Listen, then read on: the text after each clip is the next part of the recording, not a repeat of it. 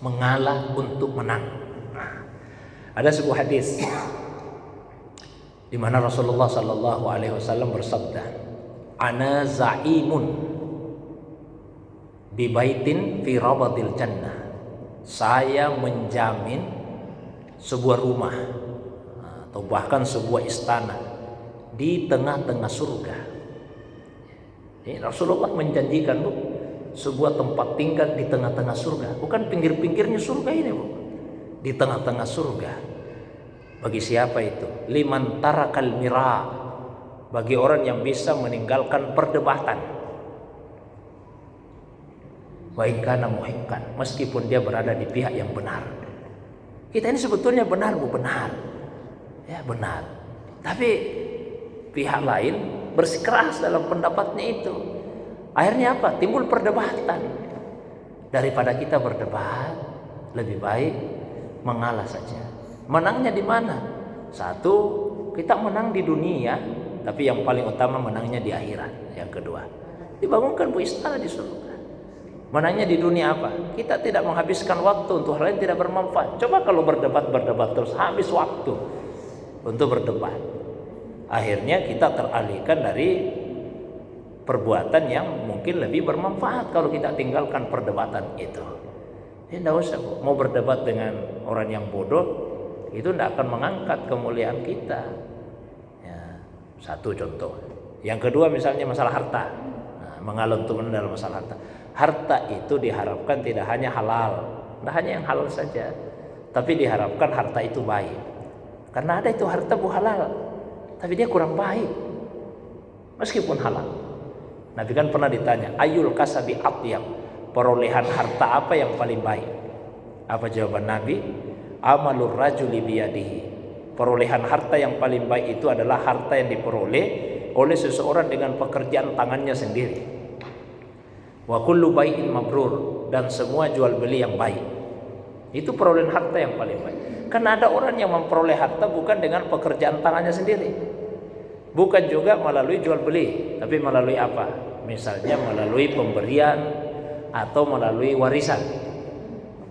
Kita dapat harta warisan, kan harta itu warisan. Kita tidak usaha, bukan juga melalui jual beli.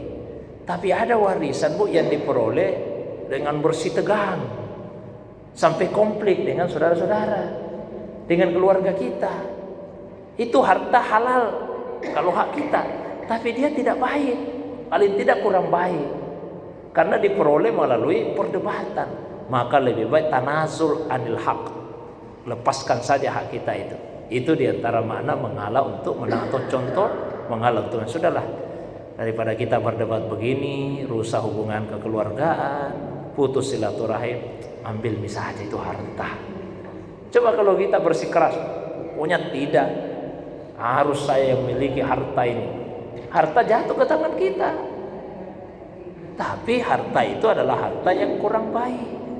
Sementara diharapkan harta itu tidak hanya halal, tapi diharapkan harta itu juga menjadi harta yang thayyib, menjadi harta yang baik. Jadi banyak contoh-contoh tentang bagaimana mengaplikasikan kita mengalah untuk menang itu. Nah, terus yang berikutnya di surah Az-Zumar ayat 53 kan Allah janji, qul ya ibadiyalladzina asrafu ala anfusihim la taqnatu mir rahmatillah innallaha yaghfiruz dzunuba jami'an. Katakanlah wahai hamba-hambaku yang sudah melampaui batas, jangan pernah putus asa dari kasih sayangnya Allah. Sesungguhnya Allah itu mengampuni dosa-dosa semuanya. Semua dosa itu diampuni Allah, termasuk dosa kemusyrikan. Tapi Ustaz, ada biasa ayat yang dibaca, innallaha la yaghfiru ayyushraka bihi wa yaghfiru ma duna dzalika liman yasha. Sesungguhnya Allah itu tidak mengampuni dosa orang yang menyekutukannya dan mengampuni dosa yang selain itu bagi yang dikehendaki. Apa mungkin ada dua ayat Al-Quran yang kontradiksi, yang bertolak belakang? Kan tidak mungkin. Jadi penjelasannya bagaimana? Yang dimaksud, Bu, bahwa Allah tidak mengampuni dosa kemusyrikan, yaitu dosa kemusyrikan yang dibawa sampai mati. Kan banyak dosa ini yang kita lakukan, tidak semuanya kita sempat minta ampun ke sama Allah. Ada dosa kita bawa sampai mati. Dosa yang dibawa sampai mati itu 3 kategorinya. Kategori pertama tidak diampuni oleh Allah, itulah dosa kemusyrikan. Kategori kedua dosa yang terserah Allah. Kalau Allah mau ampuni diampuni, kalau tidak ya tidak diampuni. Dosa yang berkaitan dengan haknya Allah. Dosa ketiga dosa yang harus diselesaikan, yaitu dosa yang berkaitan dengan hak-hak sesama manusia. Ada haknya orang kita ambil, ya, hartanya orang harus diselesaikan di akhirat kalau tidak selesai di dunia. Jadi dosa kemusyrikan yang tidak diampuni itu yang dibawa sampai mati. Tapi kalau di dunia, Bu, dosa kemusyrikan sekalipun, kalau orang yang melakukannya bertaubat sungguh-sungguh, tetap Allah ampuni. Jadi syaratnya apa? Bertaubat sungguh-sungguh. Seperti apa itu taubat sungguh-sungguh? Syaratnya yang pertama, hentikan dosa itu. Ada yang melakukan kemusyrikan, begitu sadar itu dosa dia bertobat, langsung dihentikan, tidak boleh ditunda-tunda. Yang kedua harus menyesal, dan itu inti taubat. At-taubatu an-nadamat. Inti taubat itu ada di dalam penyesalan. Nah, kemudian syaratnya yang ketiga, bertekad tidak akan mengulangi lagi. Dengan tekad yang sangat kuat, pokoknya tidak akan diulangi lagi yang seperti ini. Lalu sempurnakanlah taubat kita dengan melaksanakan sholat sunnah taubat 2 rakaat. Ini penyempurna sifatnya. Saya kira itu, Bu, untuk 2 pertanyaannya. Mudah-mudahan bisa dipahami. Wallahu a'lam bishawab.